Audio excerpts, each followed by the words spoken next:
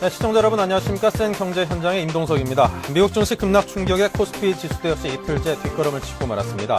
오늘 코스피 지수는 35포인트가 떨어진 1023.20으로 마감을 했습니다. 50포인트 넘게 하락 출발하긴 했는데요. 그래도 천선을 지켜내는 솔직히 결과만을 놓고 볼 때는 상당히 선방한 그런 하루였다라고 후한 점수를 주고도 싶습니다. 오늘 센 경제 현장에서는 국내 자동차 업계의 가동 중단 등 감산체제 관련 소식, 그리고 올해 달라지는 연말정산에 관해서 자세하게 전해드리겠습니다. 자, 먼저 환율 급등에 따른 외화대출 기업의 상환 부담을 줄이기 위해서 운전자금용 외화대출의 상환 기한 제한이 폐지가 됩니다. 이에 따라서 만기 연장을 대출은행이 자율적으로 결정을 할 수 있게 됐는데요. 자, 이 소식부터 한번 자세하게 정리를 하고 넘어가겠습니다. 서울경제신문 김영필 기자 연결합니다. 안녕하세요. 네, 안녕하세요. 네, 자 먼저 외화대출 만기 연장 제한 철폐 방안에 대한 은행권의 반응이 어떻습니까? 예, 은행권이 한국은행의 외화대출 만기 연장 제한 철폐 조치가 생색내기 용이라며 불만을 표시하고 있는데요. 하느니 외화대출 상환기한 제한 조치를 없애더라도 은행권의 외화 유동성이 충분히 공급되지 않으면 효과를 거두기 어렵기 때문입니다. 현재 은행들은 외화 유동성이 크게 개선되지 않는 상황에서는 외화대출의 만기를 연장해주기 어렵다는 입장인데요. 시중은행의 한 고위 관계자는 해외 은행들이 국제결제은행, 그러니까 BIS죠. 기준 자기자본 비율을 유지하기 위해 자산을 줄이고 있기 때문에 국내 은행들도 외화자산을 축소해야 하는데도 운전자금용 외화대출에 대해서 만기를 없앤다는 것은 앞뒤가 맞지 않는다며 외화대출에 대한 규제를 강화해야 할 시점에서 오히려 규제를 완화하는 것은 외화대출로 빚어진 문제에 대한 책임을 은행에 떠넘기려는 것이라고 말했습니다. 즉 외화가 없어서 외화대출의 만기 연장 등의 지원이 어려운데 만기 제한만 없으면 뭐하느냐는 지적입니다. 네, 상당히 볼멘 소리인데요. 그렇다면 네. 은행권 입장에서는 만기 연장에 따른 환 리스크가 더 커질 수도 있을 것 같습니다. 네, 하느니 이번에 외화대출의 만기 연장 제한을 없앤 것은 환율이 계속 떨어지지 않기 때문인데요. 원래 운전자금용 외화대출의 경우 만기가 1년이기 때문에 1년 뒤에는 반드시 상환을 하게 돼 있었습니다.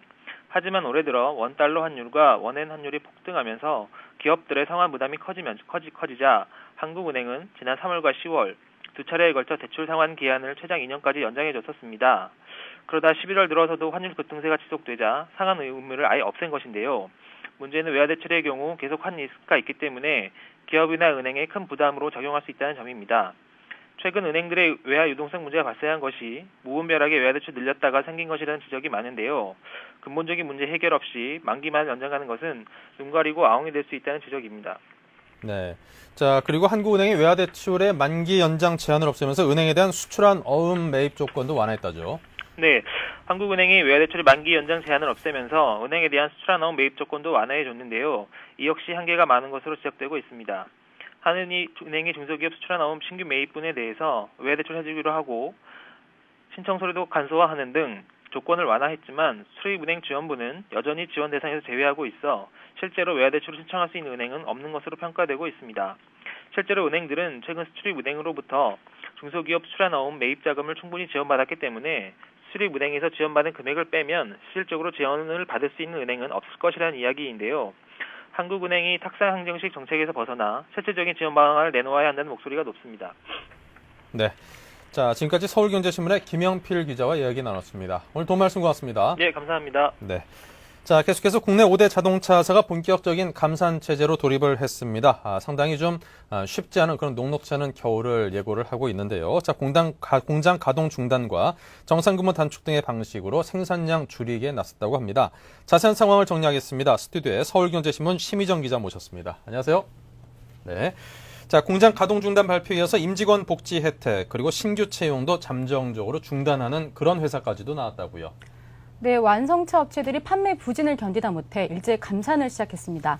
현대기아차, GM대우, 르노삼성, 쌍용차 등 완성차 업계는 외환위기 이후 최대 위기에 직면해 월 6만 대 이상의 감산 조치에 들어갔는데요.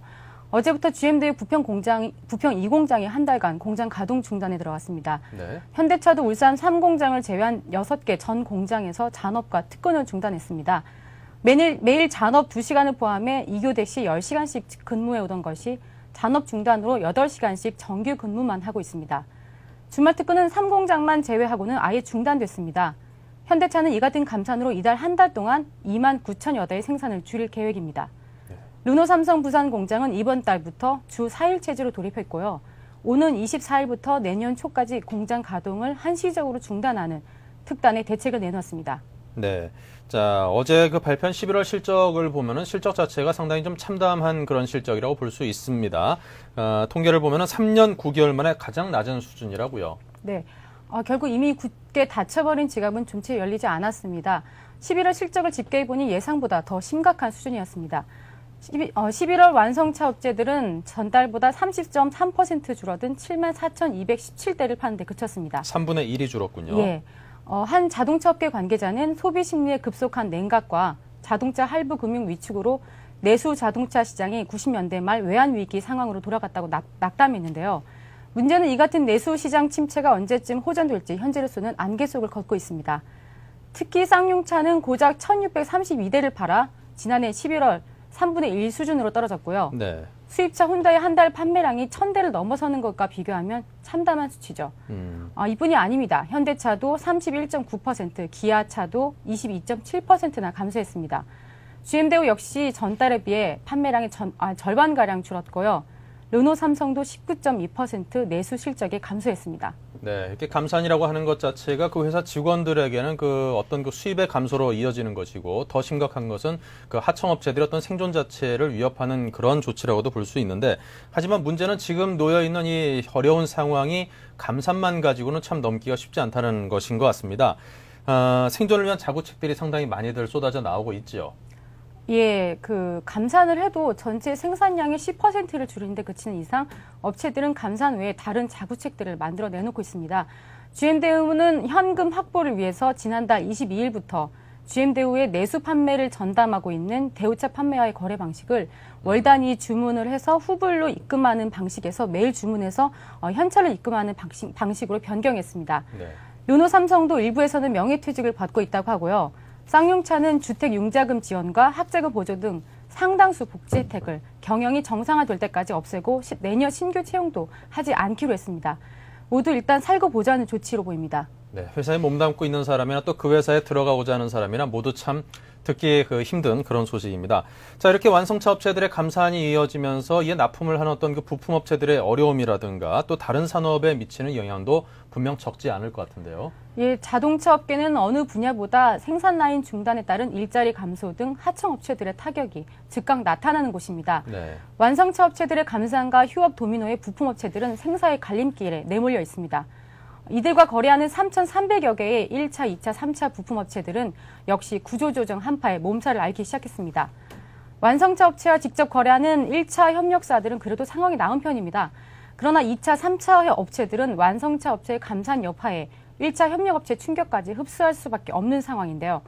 반월 시화공단 일부 업체는 벌써 최고 50%까지 수주 물량이 감소했습니다. 또 수요가 급감한 상용차 관련 업체들은 상황이 더욱 심각합니다. 이미 지난 10월부터 감봉과 희망 퇴직자를 받기 시작했다고 합니다. 네, 참 녹록지 않은 그런 세상인 것 같습니다. 자, 이렇게 그 생산량 감축에 따른 후유증을 최소화하기 위해서 이 정부의 대책 마련도 참 시급하겠군요. 그렇습니다. 자동차 업계의 불황의 그림자가 짙어지면서 대책 마련을 위한 정부의 시름도 깊어지고 있는데요. 정부는 어제 자동차 업계가 요구하는 세제 혜택 등을 적극 검토하고 업계는 하이브리드 자동차 라인 신설 등으로 단계적인 감산 효과를 낼 수 있는 방안을 찾아보는 데 합의했습니다. 또 자동차 부품 업계를 중심으로 조선 자재, 전자 부품 생산 업체 등을 위한 종합 지원단을 운영할 방침입니다.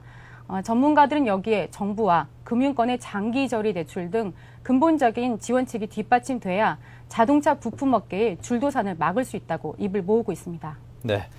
자, 어쨌거나 자동차 업체 전체가 우리나라뿐만 아니라 전 세계적으로 상당히 혹독한 위기의 시기를 지금 보내고 있는 것 같습니다. 하지만 부디 꼭 살아남아가지고 새로 이제 구조조정 후에 새로운 판이 짜여졌을 때 우리 자동차 산업이 전 세계에서 한 단계 더 레벨업된 그런 위치를 차지할 수 있게끔 꼭 이겨내고 많은 준비를 해주시기 바라겠습니다. 자, 지금까지 서울경제신문 심희정 기자와 이야기를 나눴습니다. 고맙습니다.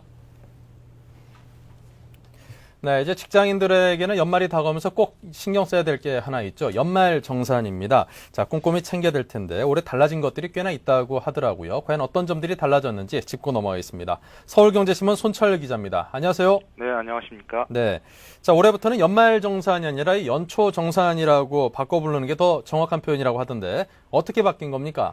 네, 세법 개정으로 올해부터는 직장인들의 소득 공제가 이듬해 1월 실시됩니다. 따라서 연말정산 증빙서류 제출 시기도 종전의 12월 말에서 내년 1월 말로 한 달 미뤄졌습니다. 돌려받게 되는 세금도 내년 1월분 월급이 아니라 2월분 월급으로 한 달 늦춰져 나옵니다. 이에 따라 올해는 의료비와 신용카드 사용액의 경우 지난해 12월에서 올해 12월분까지 13개월치가 공제 대상이 됩니다. 네. 자, 올해 새롭게 바뀐 제도에서는 소득공제 대상도 상당히 많이 늘어나던데요. 어떤 것들이 포함됐습니까? 네, 올해부터는 교육비 공제 대상에 새로 초중고 자녀의 학교 급식비와 교과서 구입대금, 방과 후 수업료가 추가됐습니다. 이전엔 입학금과 수업료, 육성회비만 대상이었는데 확대된 것입니다. 또 자녀의 출생과 입양 때 1인당 200만 원의 추가 공제를 받을 수 있고요. 기부금 공제 한도도 연소득의 10%에서 15%로 늘어납니다. 다만 종교단체에 대한 기부금은 현행 10%가 유지됩니다. 네. 자, 연말정산에서 상당히 많은 부분을 차지하고 있지요. 신용카드 사용액의 소득공제 방식도 달라진다고 하던데요. 네, 그렇습니다. 작년까지는 신용카드 사용액 중 연소득의 15%를 초과한 금액에 대해서 15%를 공제해줬습니다. 하지만 올해는 총 급여의 20%를 넘는 금액에 대해서 공제율을 20%로 높여 적용하기로 했습니다. 예를 들어 연소득이 3천만 원인 사람은 작년엔 신용카드 사용액이 450만 원이 넘어야 초과분에 대해 소득공제 혜택을 받았지만 올해부터는 600만 원이 넘어야 하는 대신 공제율은 5%포인트 높아졌습니다. 네, 그만큼 신용카드 사용을 좀 더 하라는 그런 장려책으로 볼 수 있겠군요. 네, 그렇습니다. 자, 요즘 들어서 이제 펀드에 투자했다가 그 손실을 많이 봐서 울상인 분들 참 많습니다. 예. 펀드에 대해서도 소득공제 길이 새로 열렸다고요? 네, 그렇습니다. 올해 10월 19일 이후 가입한 국내 주식형 적립펀드에 소득공제 혜택이 새로 주어집니다. 다만 3년 이상 장기 투자자에게 해당되기 때문에 이 부분을 확인하셔야 할 것 같습니다. 네. 자, 지금까지 서울경제신문 손철 기자와 함께 새로 달라지는 연말정산에 관해서 꼼꼼히 짚어봤습니다. 도움이 됐길 바라고요. 자, 오늘 도움 말씀 고맙습니다. 네, 감사합니다. 네.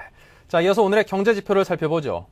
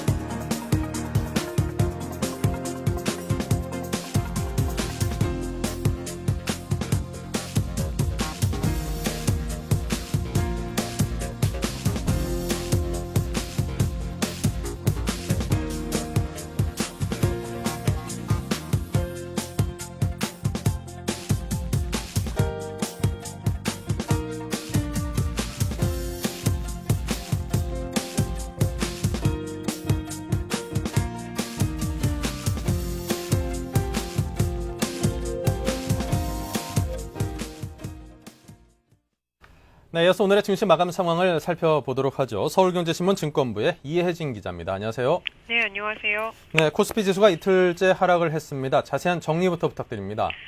네, 코스피 지수가 미국발 충격으로 이틀째 하락하며 1020선으로 물러났습니다. 전날 미국에서 ISM 제조업 지수가 26년 내 최저치를 기록하면서 실물 경기에 대한 공포가 다시금 뉴욕 증시에 충격을 줬습니다. 뉴욕 증시 폭락 소식이 한국 증시에도 고스란히 반영됐습니다. 코스피 지수는 장이 열리자마자 1007포인트까지 하락하면서 천선 붕괴에 대한 우려가 커졌습니다. 그러나 개인 투자자들의 저가 매수세가 유입되며 낙폭을 일부 만회했습니다. 그러나 한미 통화 스와프 자금 유입에도 불구하고 환율이 다시 오르며 금융시장이 전반적으로 불안한 모습을 보였습니다. 오늘 코스피 지수는 35포인트 내린 1023을 기록했습니다.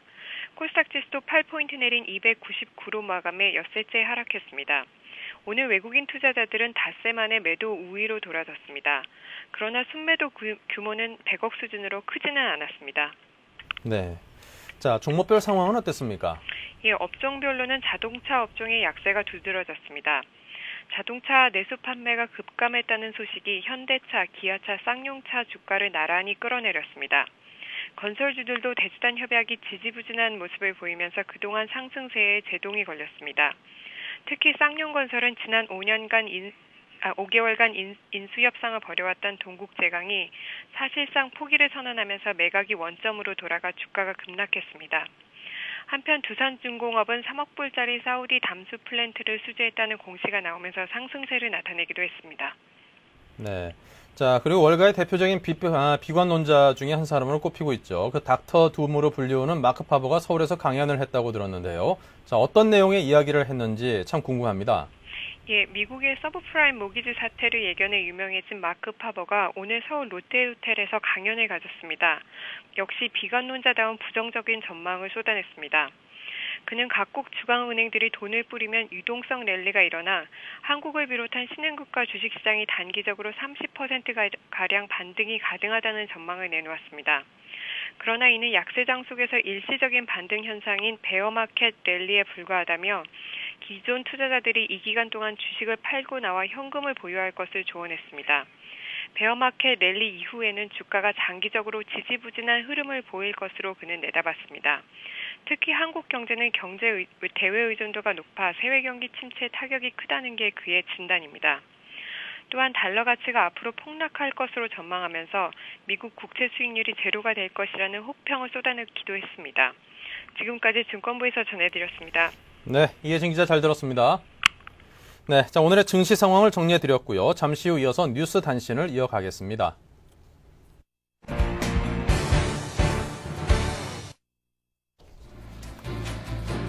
네, 오늘의 주요 뉴스입니다. 올해 개인과 기업이 30조 원에 이르는 세금을 감면받을 전망입니다. 이는 지난해보다 29% 늘어난 규모로 고유가 대책에 따른 유가 환급금 지원 영향이 큰 것으로 분석됩니다. 동국제강이 쌍용 건설 인수를 최소 1년간 유예해달라고 요청키로 했습니다. 그러나 매각 주체인 한국자산관리공사 캠코는 부정적인 입장이어서 M&A가 깨질 확률이 높아 보입니다. CN 우방 채권단이 내일 오후 3시 우리은행에서 1차 채권단 회의를 열고 워크아웃 개시 여부를 논의합니다. 워크아웃을 개시하기 위해선 채권단의 75%가 동의해야 합니다. 주요 백화점의 매출이 11월에 10% 안팎으로 올라 반짝 상승세를 보였습니다. 연말 세일이 시작된 데다 추워진 날씨 탓에 의류 매출이 늘어난 것이 주 요인으로 나타났습니다. 네, 잠시 후에서 증시 전략센터를 이어가겠습니다. 중국, 홍콩, 일본, 인도, 싱가포르, 한국 등 아시아 주요 국가의 증권 및 금융시장이 하루 동안 어떻게 움직였는지 궁금하십니까? 아시아 비즈니스 투나잇에서 확인하십시오. Welcome to Asia Business Tonight. I'm Susan Lee. I'm Susan Lee in Hong Kong. 블룸버그 TV 홍콩 지사에서 진행자 수잔 리가 미국발 금융위기로 흔들리고 있는 아시아 태평양 지역 주요 국가에서 발생한 하루 동안의 주식 및 금융시장 소식을 30분간 생생하게 전달합니다. 아시아 비즈니스 투나잇의 첫 자막 방송 시간은 매주 월요일부터 금요일 밤 11시입니다. 유럽까지 번진 세계 경제 위기 상황까지 세계 경제 전체를 30분 내 한꺼번에 브리핑받을 수 있는 아시아 비즈니스 투나잇. 서울경제TV에서만 자막 방송으로 보실 수 있습니다. 서울경제TV 지금까지 국내 경제 뉴스 줬는데 급급해 국제 흐름에는 밟지 못하셨다고요? 이제 걱정하지 마십시오. 세계적인 금융 및 비즈니스 정보 채널인 블룸버그 TV를 국내에 독점 방영하는 서울경제TV가 있으니까요. 국내는 물론 고급 해외 경제 정보까지 더한 서울경제TV. Bloomberg Television.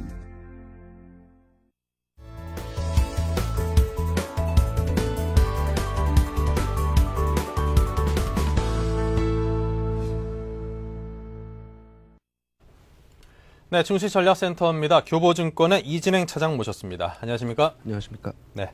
자, 증시가 이틀째 하락세로 마감을 했습니다. 오늘 물론 하락을 하긴 했습니다만 전일 폭락했던 뉴욕장의 영향을 감안한다면은 우리 장이 그래도 떨어진 것이 뭐 아주 그렇게 나쁜 상황은 아니다라고 그렇게 애써 좀 위로받고 싶은데요. 네. 자, 오늘 장에 대한 정리부터 한번 해보죠. 네, 오늘 일단 코스피 시장은 미국 증시의 급락 및 기관의 매도세로 일단 이틀째 조정을 하면서 마감을 하였습니다. 네. 밤사이 미국 증시가 경기 침체를 공식 확인을 하였고요. 그리고 경기 지표 악화의 영향 등으로 급락했다는 소식에 투자 심리가 크게 위축되면서 국내 증시는 급락세로 출발을 하였습니다. 여기에 환율이 좀 급등을 하였고요. 아시아 증시가 동반 약세를 보이는 등의 증시 여건이 악화되면서 장 초반 1000포인트 선을 붕괴를 좀 위협받기도 하였습니다. 하지만 개인의 매수세가 유입이 되고 장중한 때 외국인이 순매수로 좀 돌아서는 등 낙폭을 만회하는 그런 모습을 좀 나타냈었습니다. 그러나 장후반 외국인과 기관의 매물이 출회되면서 재차 낙폭을 확대하며 결국 35포인트 하락한 1023포인트로 마감을 하였고요. 최근에 조정을 보이던 환율 역시도 6일 만에 강세를 보이면서 1460원대로 이렇게 기록을 하면서 마감을 하였습니다. 코스닥 시장 역시 미국의 경기 침체 우려감 및 외국인과 기관의 동반 매도세로 6일 만에 하락하며 300선 아래로 좀 밀려났는데요. 미국 증시의 급락 소식에 큰 폭 하락하면서 출발했던 코스닥 시장 역시도 외국인과 기관의 동반 매도세가 출현되면서 지수를 압박을 하였습니다.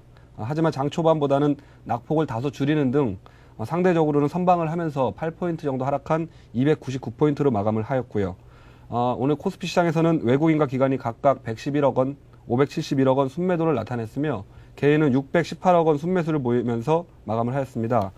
프로그램 매매의 경우에는 장후반 비차익 매수가 유입이 되면서 결국 250억 원 가량 매도로 이렇게 마감을 하였습니다. 네. 자, 요즘 들어서 이제 외국인의 그동안 상당히 오랜 기간 동안 또 대량으로 지속되던 매도세가 이제 조금씩 진정이 되고 오히려 그냥 매수세가 들어온다라고 이렇게 분석을 해볼 수도 있는데요. 자, 그렇다면 지금 현재 보이고 있는 외국인의 매수세를 어떤 방향으로 또 어떤 색깔로 해석하는 게 가장 정확할까요? 예. 지금 최근에 금년 들어서 연초부터 11월까지 35조 원 이상을 지속적으로 순매도를 하던 외국인들이 최근 들어서 지난주 수요일부터 어제까지 약 나흘간 6,200억 원 가량을 순매수로 이렇게 좀 하였습니다. 지난주에 미국 시장에서는 추수감사절 휴일이 있었고요. 그래서 특정 외국인의 어떤 매매 행태로 이렇게 분석하거나 해석하기에는 좀 무리가 있겠지만 아무래도 국내 증시 하락을 주도했던 외국인들의 매도세가 정점을 지났는지 여부는 향후에도 당분간 시장의 수급상 매우 중요한 변수로 작용할 가능성이 높다고 이렇게 좀 생각이 됩니다. 외국인이 본격적으로 매수세로 전환한 것인지에 대한 판단은 다소 좀 이르지만 그 외환 시장의 흐름과 매우 밀접한 연관이 있는 것으로 이렇게 좀 분석이 되는데요. 최근에 우리나라 CDS 프리미엄과 외평채 가상금리가 큰 폭으로 좀 떨어지고 있습니다. 이러면서 달러 및 원화의 유동성이 좀 개선이 되고 있고요. 한미 통화 수합이라든지 어떤 환율 시장에서도 1,500원 선에서의 원달러 환율이 좀 안정되는 점, 이런 것들이 좀 원인이 아닐까 이렇게 좀 생각하고 있습니다. 따라서 외국인들도 향후 달러 약세 가능성 등으로 인해서 어떤 이머징 마켓 쪽으로 다소 이제 관심이 좀 생기고 있는데요. 이를 감안한다면 국내 증시에서도 어떤 외국인들의 선별적인 매수세가 유입이 되는 것이 아닌가 이렇게 좀 생각이 되고 있습니다. 결론적으로 금년도 환율 효과를 좀 감안해서 주가 하락률을 좀 비교를 해본다면 주요국 증시에서 국내 시장이 가장 지금 높게 나타나고 있거든요. 바꿔 말씀드리면 가장 큰 폭으로 떨어졌다는 얘기인데, 흔히 우리가 달러 베이스 기준으로 해서 좀 시장을 한번 본다면 1000포인트, 원달러 환율이 1000원일 때 1000포인트가 현재 1500원으로 올라갔을 때는 그 외국인들이 체감적으로 느끼기에는 지금 700포인트 선 정도라고 보는 시각도 있거든요. 그래서 이런 점들을 감안했을 때 최근에 국내 증시가 900선에서의 어떤 강한 지지력을 좀 보여주고 있고요. 환율만 좀 하락을 해준다면 외국인들 입장에서는 평가 이익과 그리고 환차익까지 동시에 거머쥘 수 있는 아주 매력적인 접근이 좀 가능한 시점이 아닌가 이렇게 좀 생각이 됩니다. 특히나 최근 들어서 일부 종목들로 외국계 증권사의 어떤 매도 의견이 속속 나오고 있는데요. 이러한 종목들 중심으로 투매가 나오는 점을 이용해서 외국계의 어떤 매수세 유입이 포착된다는 점, 이런 점 등은 공매도 제한 이후에 쇼커버링성의 어떤 매수세 유입이 포함되어 있는 것으로 이렇게 추정해 볼 수가 있겠습니다. 따라서 외국인들이 본격적인 매수세 전환이라고 보기는 어려워도 지난 11월까지 주요 헤지 펀드들의 국내 증시 이탈이 어느 정도 마무리되었다고 본다면 외국인들의 최악의 매도 공세는 일단 일단락되지 않았는가 좀 생각이 되고요. 앞으로의 시장의 그 수급은 어느 정도 좀 안정을 찾을 수 있지 않을까 이렇게 좀 기대해 볼 수가 있겠습니다. 네. 자, 지금 어떤 외국인 그 매수세와 관련된 증시 상황에 대한 분석을 들어봤습니다. 자, 그렇다면 이러한 외국인들의 매매와 관련해서 우리 일반 투자자들이 시장에 대한 접근을 한다라면 어떤 방식으로 접근하는 게 가장 좋다고 보시는지요? 예. 먼저 그러면은 표를 보시면서 한번 말씀을 좀 드리겠습니다. 보시는 표는 지난 주말 3거래일간 외국인들이 이제 5,900억 원 정도를 순매수하면서 매수했던 종목들입니다. 보시는 바와 같이 업종 대표주, 우량주를 중심으로 해서 매수세가 유입된 점을 좀 알 수가 있으실 텐데요. 따라서 일각에서는 최근에 어떤 외국인의 매수세가 뉴욕 증시의 강세 영향에 힘입었던 글로벌 매매 동향과 연관된 어떤 그 흐름으로 해석하면서 큰 의미를 부여하지 않는 그런 시각도 있습니다. 하지만 앞에서 말씀드렸던 대로 외국인들의 본격적인 매수세 유입에 앞서서 매도세가 좀 진정이 되더라도 수급이 개선된 효과가 기대되는 만큼 외국인들이 보유 비중을 크게 줄이면서 가격 메리트가 발생했던 그런 종목군들이나 최근에 어떤 공매도 금지 이후에 쇼커버링이 진행되는 종목들로 좀 관심을 가져볼 필요가 있어 보입니다. 특히 외국인들이 본격적인 순매수 전환에 앞서서 기존의 공매도 포지션을 청산을 위한 어떤 쇼커버링이 우선 진행될 것으로 이렇게 좀 판단이 되는데요. 특히 금년 들어서 대차 잔고의 비중이 높았던 철강, 금속, 증권, 그리고 건설, 그리고 운수 장비 등이 어떤 그런 업종 등에서 향후에 외국인 매수와 관련돼서 수급이 좀 개선될 것으로 이렇게 좀 기대가 됩니다. 특히 낙폭이 컸던 철강, 금속이나 증권주의 강세가 이를 좀 뒷받침하고 있는데요. 그럼 다음 표를 보시면서 다시 한번 말씀을 드리겠습니다. 최근에 대차 잔고가 줄어들면서 향후에 쇼커버링을 통해서 수급이 좀 개선이 되어지고 양호한 주가 흐름을 기대해 볼 수 있는 그런 종목군들을 좀 보시고 계시는데요. 하이닉스나 LG전자 등의 어떤 IT 종목, 그리고 증권주들이 좀 강세를 보이는데요. 우리투자증권이나 대우증권 등의 어떤 증권주, 그리고 건설주 중에서는 현대건설이나 대우건설, 그 밖에 두산인프라코어라든지 대우조선해양, 현대제철 등 향후에 대차 잔고가 좀 줄어들면서 외국인들의 어떤 쇼커버링 매수세 유입이 크게 늘어날 수 있는 종목들을 한번 좀 살펴보았습니다. 네, 이렇게 해서 외국인들이 어떤 앞으로 매수세 유입이 상당 부분 이뤄질 것으로 예상이 되는 그런 종목군에 관한 이야기까지 들어봤습니다. 자, 투자 전략에 대해서 좀 더 이야기를 나눠보죠.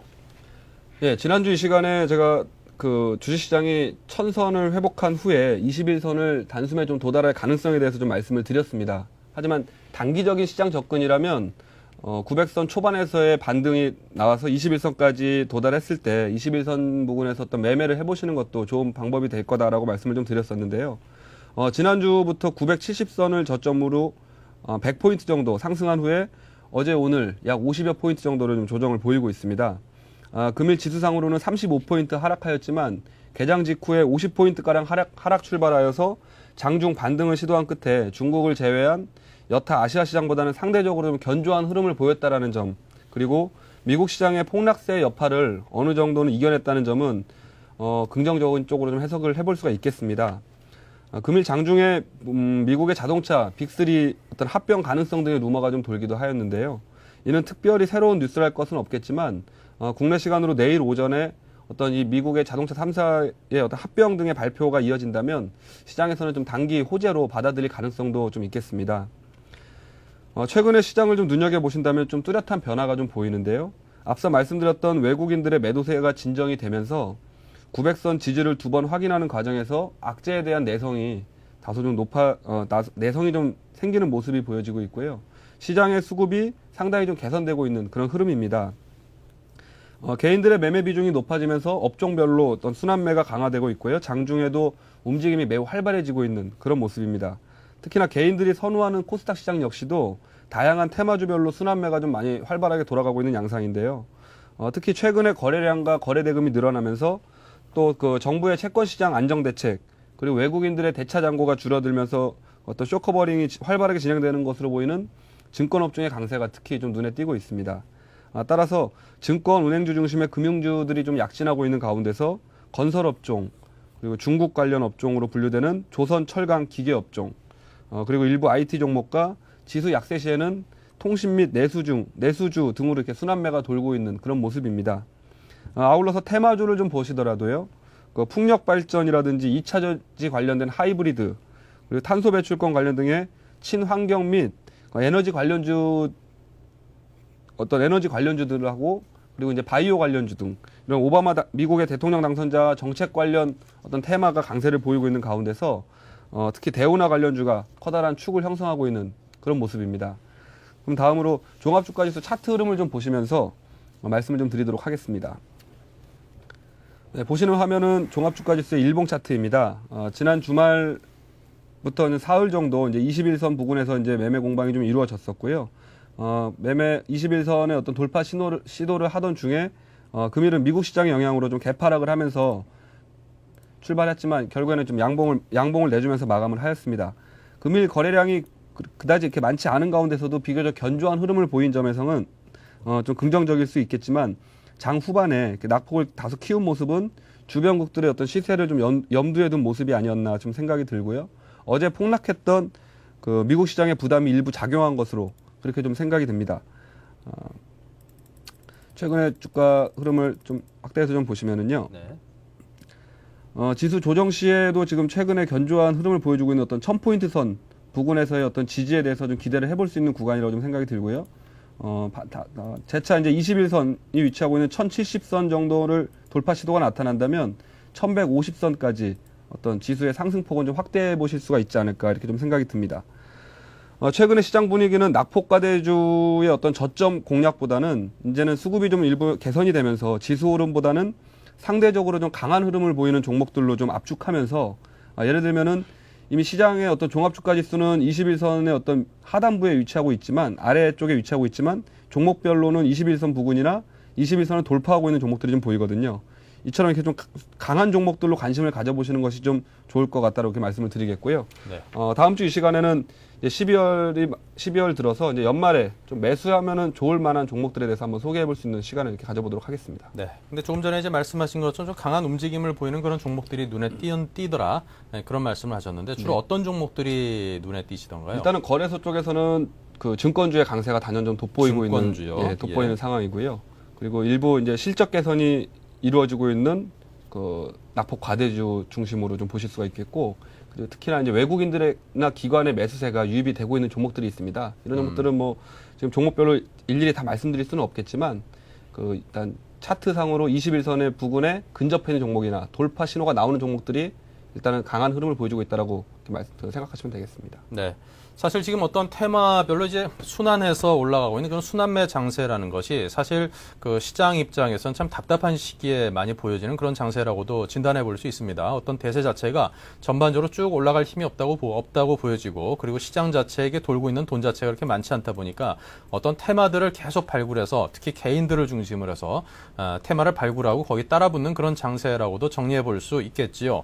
자, 그렇다 보니까 어떤 시장 자체에 잠재되어 있는 에너지가 그렇게 크지는 않다라고 보여지는데, 또 반면 뒤집어서 놓고 생각해 보면은 그동안 이제 주가 하락이 큰 폭으로 진행된 것의 가장 큰 이유 중에 하나가 바로 외국인의 꾸준하고도 상당히 많은 양을 계속해서 시장에 쏟아붓는, 엄청난 공급 물량을 쏟아붓는 그 외국인의 매도세였다라고도 분석을 해볼 수 있는데요. 자, 그럼 매도세가 일단은 일정 부분 진정이 된 점, 그리고 일부 요 며칠 동안에는 사실 그 2천억 가까운 1,000억대 중후반 정도의 적재는 그 매수세를 보이기도 했었습니다. 어제 같은 경우는 이제 뭐 한 300억대 그 매수세 폭이 줄어들긴 했습니다만, 하지만 매도세가 진정이 되고 매수세가, 외국인들의 매수세가 늘어났다는 것은 어떤 시장에 좀 긍정적인 시그널로도 해석할 수 있는 여지가 있어 보이고요. 하락을 외국인들의 공급이 이뤘다면은 바로 이제 외국인들의 어떤 매수세가 단기적인 어떤 반등 장세를 이끌 수도 있겠다 싶은 생각에 외국인들의 어떤 그 매수하는 종목군이라든가 업종에 대해서 한번 관심을 갖고 한번 같이 움직여 보는 것이 이 시장에서의 위험성을 최소화할 수 있는 그런 한 작은 방법이 될 수 있지 않을까 하는 그런 생각도 해봅니다. 외국인들의 그 매수 종목이나 업종에 대해서 관심을 집중하는 게 나쁘진 않겠죠? 네, 그렇습니다. 네. 외국인들. 자, 그다음 여러분께서 이제 신문 같은 거 딱 펼쳐보시면 이제 외국인들이나 기관들의 매수 종목군들이 쭉 있는데요. 그 중에 이제 쌍끌이 종목이라면 가장 더 좋을 테고, 하지만 그게 아니라면은 외국인들의 움직임을 한번 꾸준히 관찰을 해 보시는 것도 지금 장세를 이해하는 데 있어서 상당히 도움이 될 거라고 믿습니다. 자, 지금까지 교보증권 이재행 차장님과 함께 자세한 증시 분석에 관한 이야기를 했는데요. 자, 그럼 다음 시간에는 12월 달에 그 매수해도 될 만한, 매수할 만한 그런 종목들을 소개를 해 주신다고요? 네. 네, 많은 준비하셔서 저희 시청자 여러분께 도움이 되는 그런 정보 많이 주시기를 꼭 기대를 하겠습니다. 네. 고맙습니다. 네, 감사합니다. 네, 지금까지 교보증권 이진행 차장님과 이야기를 나눴고요. 잠시 전하는 말씀 듣고 센 재테크 순서를 계속 이어가도록 하겠습니다. 중국, 홍콩, 일본, 인도, 싱가포르, 한국 등 아시아 주요 국가의 증권 및 금융시장이 하루 동안 어떻게 움직였는지 궁금하십니까? 아시아 비즈니스 투나잇에서 확인하십시오. Welcome to Asia Business Tonight. I'm Susan Lee. I'm Susan Lee in Hong Kong. 블룸버그 TV 홍콩 지사에서 진행자 수잔 리가 미국발 금융위기로 흔들리고 있는 아시아 태평양 지역 주요 국가에서 발생한 하루 동안의 주식 및 금융시장 소식을 30분간 생생하게 전달합니다. 아시아 비즈니스 투나잇의 첫 자막 방송 시간은 매주 월요일부터 금요일 밤 11시입니다. 유럽까지 번진 세계 경제 위기 상황까지 세계 경제 전체를 30분 내 한꺼번에 브리핑 받을 수 있는 아시아 비즈니스 투나잇. 서울경제TV에서만 자막 방송으로 보실 수 있습니다. 서울경제TV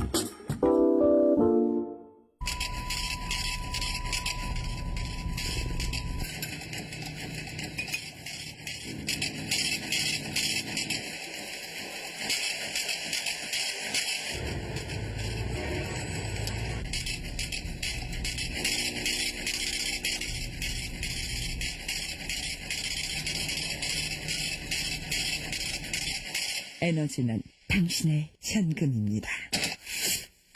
공익광고협의회. 지금까지 국내 경제 뉴스 줬는데 급급해 국제 흐름에는 밟지 못하셨다고요? 이제 걱정하지 마십시오. 세계적인 금융 및 비즈니스 정보 채널인 블룸버그 TV를 국내에 독점 방영하는 서울경제TV가 있으니까요. 국내는 물론 고급 해외 경제 정보까지 더한 서울경제TV. Bloomberg Television.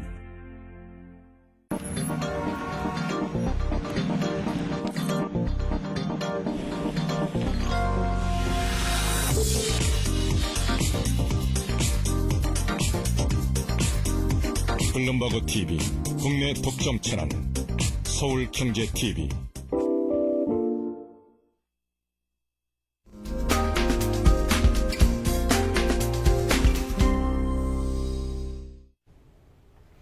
네, 최근 닥쳐온 금융위기, 그리고 경제위기로 인해서 그동안 참 애써서 모아온 자산 자체 가치가 상당히 큰 폭으로 하락하고 있는 또 손실을 보는 그런 상황이 이어지고 있습니다. 상당히 많은 분들이 속상해 하시는데요. 자, 이런 보유자산의 피해를 줄이기 위해서는 리밸런싱이 반드시 필요하다고 합니다. 자, 그에 관한 이야기를 들어보겠습니다. SC제일은행 목동 PRB센터의 김희태 지점장과 함께 한번 배워보도록 하겠습니다. 안녕하십니까? 안녕하십니까? 네. 자, 먼저 투자 자산의 리밸런싱, 자산 재분배. 그냥 조금 낯설은 그런 용어들도 꽤나 있는데요. 무엇을 뜻하는지 굉장히 궁금합니다. 예. 계란을 한 바구니에 담지 마라. 아마도 텔레비전에서 광고 많이 들으셨을 텐데요. 예. 투자의 가장 기본적인 경원입니다. 그래서 펀드를 투자할 때 한국, 중국, 브릭스, 남미 등으로 바구니를 나누어서 담았는데 결과는 모든 바구니의 계란이 동시에 다 깨져버렸습니다. 참 난감한 일이 아닐 수 없는데요. 네. 왜 그랬을까요? 무엇이 잘못된 것일까요? 두 가지의 문제가 있었던 것 같습니다. 첫 번째는 최초에 자산 배분에 문제가 있었고, 두 번째는 정기적인 리밸런싱, 즉 자산 재분배에 문제가 있었던 것 같습니다. 오늘은 그 두 가지 중에서 정기적인 리밸런싱에 대해서 말씀드리고자 합니다. 리밸런싱이란 투자 설계 과정에서 최초에 배분되었던 자산 포트폴리오가 시간이 지남에 따라서 각 자산의 수익이 다르게 나타나 자산의 비율이 변하게 됩니다. 이때 위험의 수준도 저절로 변하게 되는데, 이렇게 최초와 다르게 변동된 각 자산의 위험 수준을 원래의 수준으로 조정하는 작업을 리밸런싱, 즉 자산 재분배라고 합니다. 좀 네. 어렵죠. 예, 참 쉽지 않은 그런 내용인데요. 자, 그렇다면 이제 리밸런싱을 하게 될 경우에 어떤 효과를 볼 수 있는지부터 한번 정리해 보죠. 예, 리밸런싱을 꼭 해야 되는 이유는 첫 번째는 리밸런싱은 최초에 결정한 위험 허용 수준을 지속적으로 유지할 수 있게 해줍니다. 두 번째는 리밸런싱은 투자자가 시장 심리에 의해 실행하기 어려운 저가 매수, 고가 매도를 자동적으로 실행하는 효과를 갖고요. 오른 자산을 팔고 떨어진 자산을 매수하는 일은 매우 어려운 의사결정임에도 리밸런싱을 통해서 가능해질 수 있는 것입니다. 네. 자, 상당히 쉽지 않습니다. 자, 그렇다면 리밸런싱을 하는 그 방법은 어떻게 하는 겁니까? 예, 좀 어렵기는 합니다. 네. 자료 화면 같이 보시죠. 자산 배분을 그래프로 나타낸 자료입니다. 사례 1은 네. 아주 잘못된 자산 배분을 보여드리고 있고요. 이렇게 포트폴리오를 배분하시면 절대 안 됩니다. 사례 2는 포트폴리오의 기본을 보여드리는 것입니다. 이 그래프와 같이 포트폴리오를 배분하셔야 하며 개인의 사정에 따라서 또는 성향에 따라서 적이 배분을 하셔야 될 것으로 보여지고요. 처음에 사례 1과 같이 자산을 배분했다고 가정을 했을 때 경기가 호황이 돼서 주식과 부동산 가격이 많이 올랐다고 가정하면 포트폴리오는 사례 2처럼 변할 것입니다. 이때가 가장 중요합니다. 늘어난 자산만 보고 흥분하시면 안 되고요. 이때 사례 3과 같이 리밸런싱을 해 주어야만 합니다. 한창 오르고 있는 주식을 줄이기란 쉽지 않을 것입니다. 하지만 과거의 수많은 경험과 논문은 이러한 리밸런싱이야말로 내 자산을 지킬 수 있는 유일한 방법이라는 것을 얘기하고 있으며 이번 금융위기에서도 여실히 증명이 되고 있습니다. 네. 자, 지금 종목 간의 어떤 그 사례를 놓고 지금 표를 통해서 이해를 돕고 있는데요. 그러니까 만약에 내가 주식이든 부동산이든 어떤 자산에 대한 투자를 했었는데 그 투자가 성공을 해가지고 자산 가치가 막 올랐다라고 하면은 그 확장되고 있는 그 자산 가치를 그대로 지켜만 보지 말고 그때 적절한 배분을 또 다른 어떤 그 투자 대상에 투자를 함으로써 그 안전성도 높이고 또 다른 어떤 기회 자체도 좀 창출을 해낼 필요가 있다. 이렇게 정리를 해볼 수 있을까요? 최초에 생각했었던 위험 보유 수준 정도로 다시 원상 복귀함으로 인해서 그 위험을 보다 많이 가지고 있지 않는 방식으로 그 수익을 높일 수 있는 방법이라고 보여집니다. 네. 사실 그 투자를 저도 이제 누군가 물어볼 때, 그런 얘기를 그냥 단순하게 해줄 때도 있습니다. 딱 확률을 계산을 해봤을 때 이제 50대 50에서 돈을 벌 확률이 51이고 잃을 확률이 한 49다. 한 그 정도 밸런스라면 그래도 좀 살짝 한번 투자를 해보는 게 좋지 않겠는가. 그렇게 그냥 쉽게 이야기를 할 때도 있는데요. 물론 정확한 얘기면은 아니겠습니다만. 근데 그 자산이란 게 그런 것 같습니다. 내가 딱 100일 때 들어가가지고 100일 때는 이게 한 51대 49 정도라고 생각을 해가지고 51대 49는 좀 너무 작구나. 한 70대 30이라고 해서 투자를 했는데 성공을 했단 말이죠. 자산 가치만 쑥쑥쑥 올라갑니다. 그러면 올라가는 것과 반비례해서 그 투자가 계속해서 성공할 확률은 좀 줄어드는 거 아닌가라는 그런 생각이 듭니다. 그때야말로 그 처음에 어떤 감수했던 위험이라든가 아니면 성공할 확률을 그대로 유지를 하기 위해서는 또 다른 새로운 투자 자산에 그동안 번 돈을 좀 어느 정도 분산을 시킴으로써 그 확률을 성공할 확률을 좀 유지하는 그런 효과가 날 수도 있지 않겠는가. 그런 생각을 순진하게 해봤는데 그런 생각과 조금 비슷할 수도 있을까요? 예, 마지막에 이제 그것에 어떡하죠? 관련된 내용이 나오기는 하는데 그럼 언제 하는 것이 가장 좋을까? 이런 부분에 답이 있기는 합니다만 꼭 그런 액션을 취해야만 할 것 같고요. 그렇지 못했기 때문에 지금 아픔을 많이 겪고 있지 않나 생각이 됩니다. 자, 여러분의 아픔을 만져드리겠습니다. 자, 리밸런싱은 어떤 종류가 있습니까? 예, 좀 딱딱한 얘기가 되지만 자산의 성격에 따른 분류와 실행 방법에 따른 분류로 나눠볼 수가 있습니다. 자료 화면 보시죠. 자산 배분의 성격에 따른 분류를 먼저 보면 첫 번째, 전략적 리밸런싱으로 최초에 구성된 전략적 자산 배분 비율을 그대로 유지하는 방법이고요.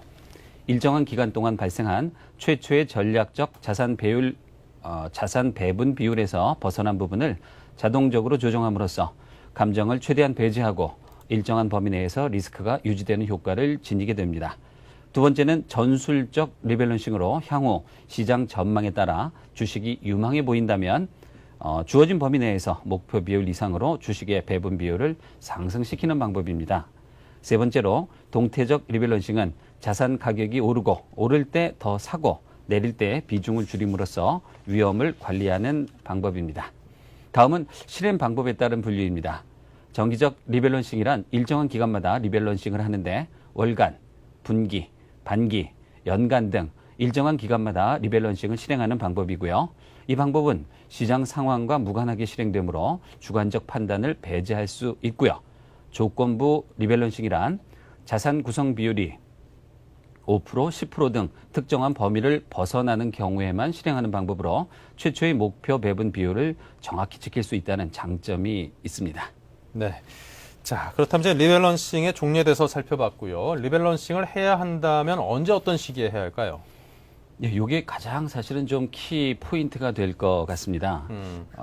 여러 자료들이 굉장히 많이 나와 있지만 최근에 발표된 논문으로서 동의대학교 박광수 교수님의 한국에서의 포트폴리오 리밸런싱에 관한 실증적 연구 논문에 따르면 대부분의 경우에 리밸런싱을 하는 포트폴리오가 더 높은 수익률과 더 낮은 위험을 보였으며 가장 좋은 성과를 내는 리밸런싱은 상대적인 결과이기는 하나 1년에 한 번 리밸런싱 하는 방법과 10% 조건부 리밸런싱을 하는 방법이 대부분의 경우에 상당한 성과를 나타낸 것으로 보고가 되고 있고요. 100년 만에 어려운 위기 상황을 합리적인 리밸런싱으로 준비하셨으면 좋겠습니다.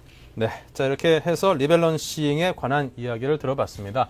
요즘같이 이제 많은 그 투자에 관해서 손실을 보고 계시는 분들이시라면 사실, 리밸런싱이 지금 문제가 아니다라고 생각을 하시는 분들도 계시겠지만, 뭐 지금 위기는 언젠가는 끝날 것이고 또 사람이 평생 살면서 어떤 투자 활동은 계속 해야 하는 것이기 때문에 이에 대해서 확실히 배우고 또 활용을 해보신다면 앞으로 자산을 증식시키는데 큰 도움이 될 거라고 믿습니다. 자, 지금까지 SC제일은행 목동 PRB센터의 김희태 지점장과 이야기 나눠봤습니다. 고맙습니다. 감사합니다. 네, 미국 증시가 폭락하면서 국내 금융시장도 함께 휘청거리는 그런 모습을 보였습니다. 전형적인 이제 글로벌 증시하고의 동조화 장세를 보였다라고 분석을 해볼 수 있을 텐데요. 하지만 또 미국에서 경기 침체 선언 자체가 그렇게 뭐 색다른 소식이겠습니까? 지금 한 1년 전부터 예견이 되었던 것이고요. 그것이 지금 진행되고 있는 것일 뿐 또 앞으로도 상당 기간 지속될 일이기 때문에 어떤 들려오는 소식 하나하나에 이렇게 일희일비할 필요가 과연 있을까 하는 그런 의문도 가져봅니다. 아마도 이게 흔들리는 게 있다면 내 마음이겠죠. 지금의 경제 현상이라든가 어떤 그 시장 자체가 흔들리는 것은 이미 뭐 예전부터 흔들리고 있었기 때문에 지금은 내 마음을 바로잡고 내 시각을 흔들리지 않게 똑바로 세우는 것이 보다 더 중요한 때가 아닌가 싶습니다. 자, 생경제현장 오늘 저희가 준비한 내용 여기서 마치고요. 저희는 내일 다시 뵙겠습니다. 고맙습니다.